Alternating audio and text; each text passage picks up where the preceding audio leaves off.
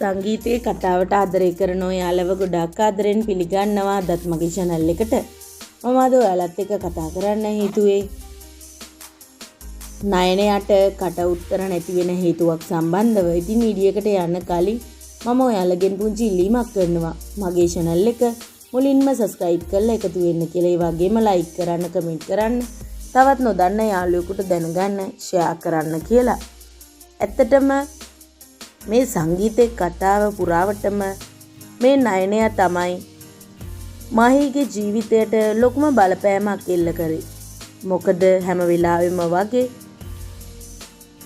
කල්පනලගේ ගෙදර ගිහිල්ලා ඇමතිතුමාටයි කල්පනටයි බොරු කියා තීන තරම් තරහ ඇවිසෙව්වේ ඇත්තටම මේ නයනය. ඉතින් නයනය එහෙම කරන්නේ බොරු කේලම් කියලා ඕපදූප ටික හොයාගෙන ගිහිල්ලා කිව්වට පස්සේ කීයක් හරි වියදමට හම්බ වෙන හින්දා. මොකද නයනයි යාගේ තාත්තයි ඇත්තටම නිකම්ම ඉඳගෙන එහෙටයි මෙහෙටයි බොරු කේලම් කිය සල්ලි ඉල්ලගන්න එකම තමයි කරන්නේ. මොකද ඒගොල්ලන් ජීවත් වෙන්නෙම බොරුවෙන්. ඇත්තටම මේ බෑන් ගහනවා කියා කලින් වතාවකත් මේ ඇමතිතුමාලා සෑහෙන්න ලැජ්ජ වුණා. මේ වතාවෙත් කිසිම ලැජ්ජාවක් නැතුව ඒ වැඩේ ඒගොල්ලන්ටම අපහු බාර දුන්නා.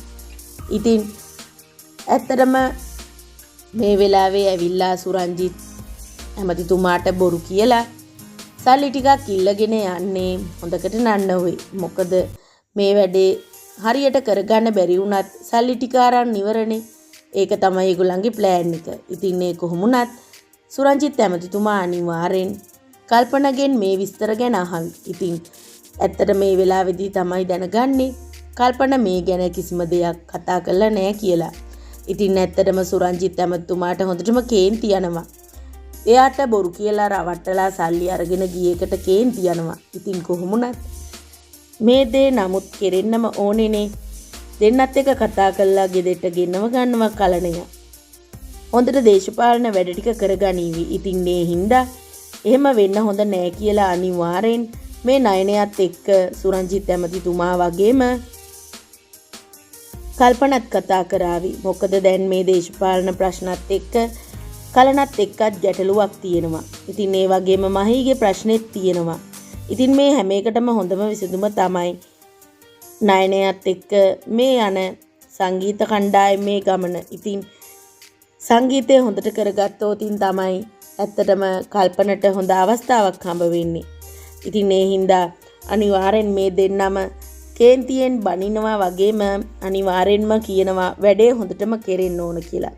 එහෙම නොවුනොත් ඉන්නේදාට ඉන්න ඉතුරු කරන්නේ නැහැ කියලා අනිවාර්යෙන් සුරංජිත් තර්ජනය කරાવી. ඒ වගේම කල්පනත් අනිවාර්යෙන් කියාවි මොනම හේතුවක් නිසාවත් මේ වැඩේ පරාද වෙන්න බෑ. දැන් සල්ලිත් තරන් ඉවරනේ. වැඩේ හරියට කරන්න. ඉතින් නයනයටත් කරන්න දෙයක් නැහැ. බොරු සේරම අතේම මාට්ටු වෙලා තියෙද්දි කට උත්තරත් නැති වෙනවා. ඉතින් ඒ හින්දා තමයි එයා වැඳ පොරොන්දු වෙනවා අනිවාර්යෙන්ම ෂෝ එකේ වැඩේ හරියට කරලා දෙනවා කියලා. ඒ වගේම දේශපාලන වැඩවලටත් ගොඩක්ම උදව් කරනවා කියලා තමයි යන්තම් එතනින් බොරුව දාලා ගැලවිලා යන්නේ. ඉතින් ඔයාලට සුබම සුබ දවසක්.